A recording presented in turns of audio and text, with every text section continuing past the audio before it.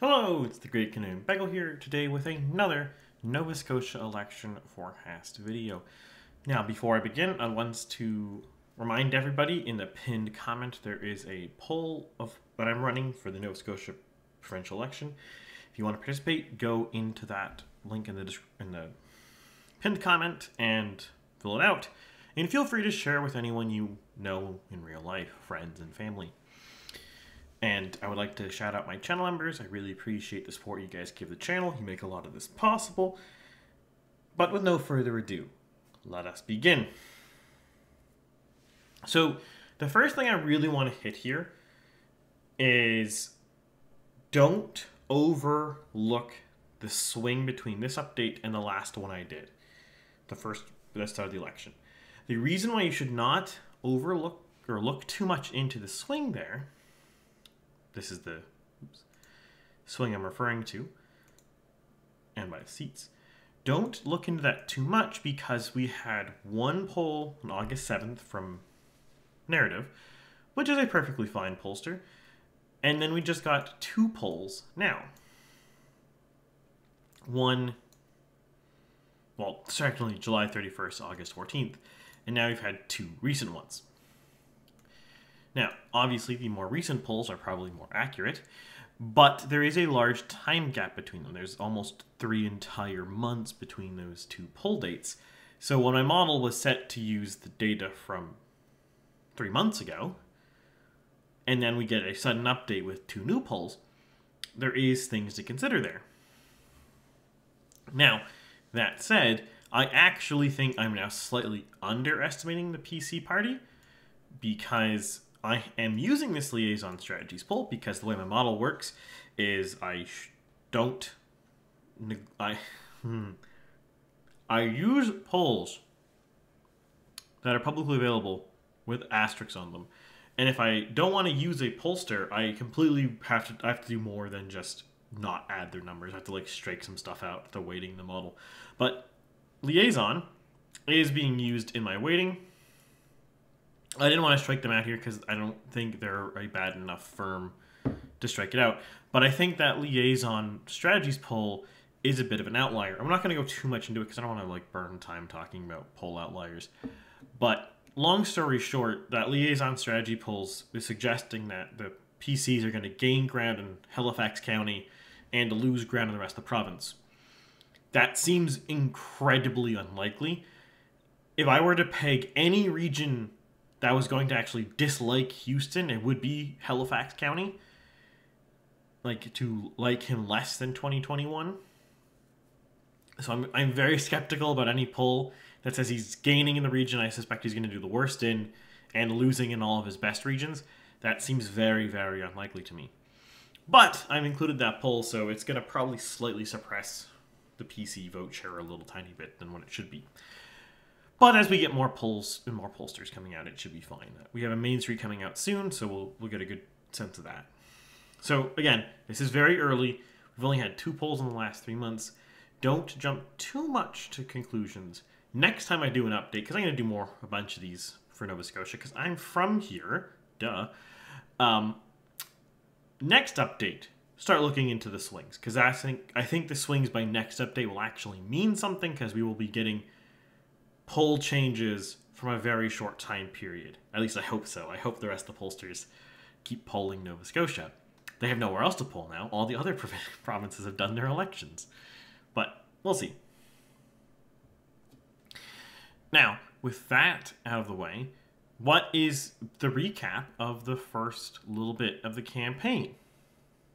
Well, first, the PCs went in strong with 1% HST cut, 3,000 increase to the basic personal exemption. The Liberals, the timelines on these things are a little fuzzy. I think the Liberals went with the HST cut first, and then I think they came second to the personal exemption. But the Liberals were offering similar things. They're offering a 2% HST cut and a much larger personal exemption increase. I believe they were doubling it, whereas PCs are adding about 3,000 to it. So in other words, they're just competing on each other with lowering taxes, and anyone from Nova Scotia should be well familiar at this point. The Liberal Party of Nova Scotia is a much more, quote-unquote, free market Liberal Party than the Federal Liberal Party is. There's a big distinction there. So them offering bigger tax cuts is kind of more on brand than the PCs. The PCs are more of a tempered version of that. There's a difference on philosophy there. But the big controversial one so far for the PCs, at least it seems like it's been controversial from what I've heard on the radio. So that's a very dubious standard, but people are talking about it. I've also heard people in real life talk about it. My wife is personally like, why? Is the cut, or the proposal to cut the tolls on the two Halifax bridges, the McKay and McDonald bridges. Now, this isn't completely unprecedented. The PCs, pretty much every time they have a majority government, remove a toll somewhere. The last time, in the last 4 years, they removed the toll in the Cobequid Pass in Cumberland County. And before that, in 2000-ish, I'm not sure the exact date, but in the John Hammond cut the toll to Cape Breton on the Causeway. So this is something they just do. Whether you like that or not, I don't know, but this isn't just like a random thing. They just they consistently cut tolls. The PC party just does not like tolls. So they get rid of them when they have government. But it has gotten a lot of flack because people are like, how are we going to pay for the roads? How are we going to pay for the bridges? I'm not going to sit here and argue with you on how we're actually going to do that. That's not... I try in these videos not to actually argue the politics, just to tell you what's going on and how this affecting campaigning. Now, between the Liberals and the PCs, I don't think it actually has any meaningful impact thus far. I think this is pretty much just trading blows.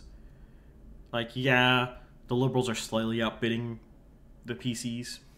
PCs are slightly more, quote-unquote, temperate with their tax proposals, but I don't think it really seems to have much of an effect. The other big one that the PCs have offered or talking about, they're talking about like some various rural healthcare plans, which I'm not extremely clear on their impact because I technically live in a rural area, I suppose, but my network is mostly Halifax centric, so I don't hear people talking about that, but that's probably just a consequence of where my network is. If you are from rural Nova Scotia and you have an opinion on that, comment below on the... Is a proposal to have like a... What was it? It's like... Yeah, sorry, I figured it out. It's the internal travel nurse team proposal. Basically, there's going to have a team of nurses who travel around to help provide health care to areas that need it. I'm not... It doesn't actually affect me personally, so I don't really have any strong feelings about this.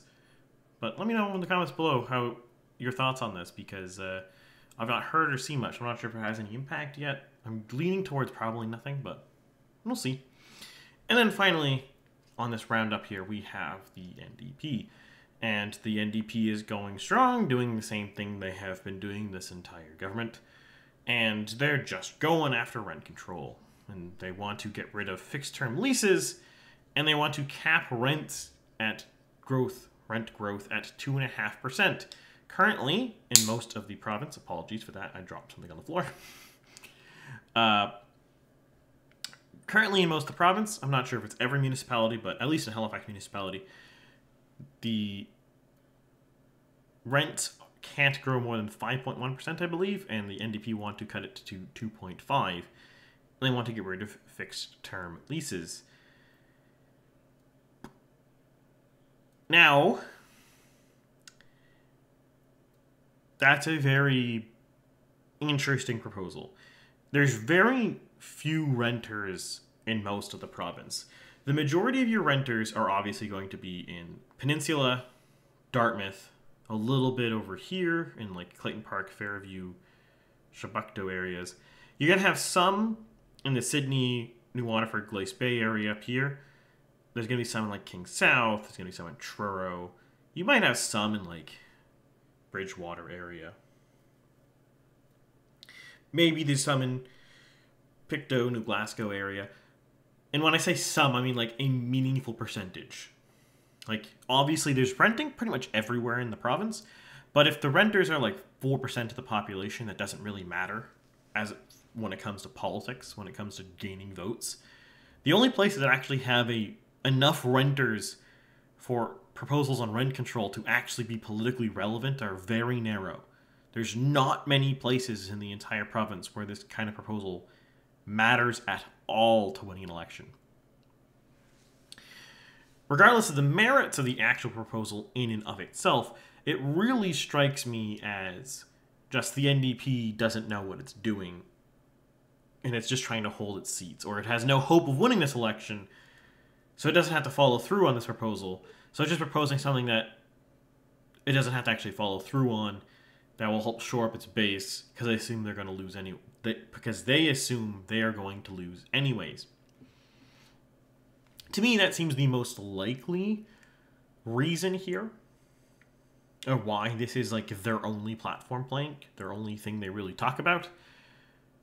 But it's a bit wild, and I think it actually does damage the Nova Scotia NDP brand time and again, because there's all sorts of problems across the province. There's things they could talk about, but they don't. Instead, they choose to focus on a very hyper niche, urban only, primarily urban concern, which is rising rents. And they want to do it in a very bold way. Very unorthodox economics. Pretty much every economist in the entire country, nay, the entire world, will tell you this is a bad idea. And yes, not every time economics are correct, but when there's empirical data behind it, that's pretty strong, but I digress. So, to summarize, I don't think any of the issues so far propositioned by any of the parties matter. Now, if you personally like a platform plank or not, that's great. But when it comes to who is going to win this election or who's going to lose this election, as of now, none of this matters. In other words, it's essentially like no one ran on anything. The PCs are still comfortably cruising. There's really no reason why this will change. None of these issues matter. And frankly, there's not many issues that can be really thrown at the PCs to unhorse them. The main two, I would say, would be housing and healthcare. Thus far, we've not seen the NDP or the Liberals offer anything substantial on healthcare. There's been Liberals' attacks on the PCs over healthcare, but that doesn't really matter. Like, attack ads are mostly pointless. There's cases where they matter, but they're mostly pointless. And the NDP, as far as I've seen, read, heard, they're not really proposing anything meaningful yet. Maybe they're going to save that for later in the campaign. But that said, the PCs have a pretty easy way to deflect on this. They actually have done quite a bit on healthcare portfolio. Doesn't really show because the population is growing faster than they can do anything on it. And again, none of the parties care about actually none of them disagree on the population growth aspect. So the actual, again, main problem to healthcare in the province, which is the population is growing too fast for the system to absorb the population growth, because we've had, prior to this, essentially 30 years of population stagnation or decrease. So our system and government were calibrated to having a population stagnation or decrease, and now we're having a significant and rapid population growth. We just have no institutions ready to handle this at all. But none of the parties actually disagree on the population growth, so that they are kind of empty-handed. They can't really attack Houston effectively over a policy that they also support. Because, again, the main reason why there are still healthcare problems, for example, the doctor list is like 160,000 people or something like that. The waiting for doctor list. The reason why that's 160,000 people so far is not because the PCs aren't recruiting doctors, they're recruiting lots of new doctors. It's that the population is growing faster than they can recruit new doctors. So that list increases. And doctors retire too. So not only get to recruit for the population growth, you also have to recruit for doctors retiring. And our doctors are pretty old because, again, we did not calibrate our system properly for like 30 years. So this is not just the PC's problem. It's all the parties have had a contribution to the current problem because they've all governed over the last 30 years when this problem developed. The other issue that you could attack the PCs on is housing, but you can't attack them on actual construction because, as I touched on in the last video, the PCs have objectively done a really good job on increasing construction. There's no ifs, ands, or buts. You cannot turn that into anything other than the PCs are wildly successful at increasing construction. Now, the problem with housing is getting worse because, again, population growth is too high for the construction sector. But again, nobody wants to cut population growth, or none of the three parties do, I should say. None of the leadership of the three parties want to cut population growth. I'm sure plenty of Nova Scotians would be happy with cutting immigration. But the leadership doesn't want to cut immigration, so they can't actually fix that problem. Which is why the NDP attacking or like pushing rent control as their main thing is kind of funny, because they're pushing a proposal against something that's actually like a really strong portfolio for the PCs. Like the PCs objectively are doing a really good job on construction. Doesn't matter how you want to sway it. They've increased numbers by like double-digit percentage since they've taken over. Like 64% over the last year, for example. Does that mean everything's great and dandy? No. But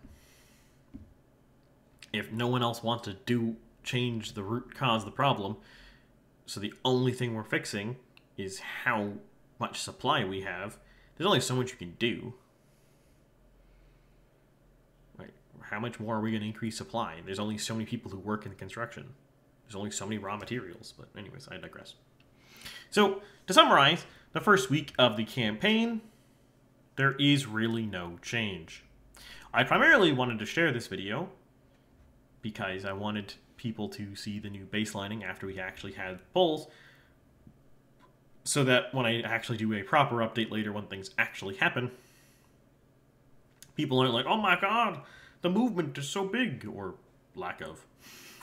Well, that I bid you guys adieu, and I will see you next time with something different.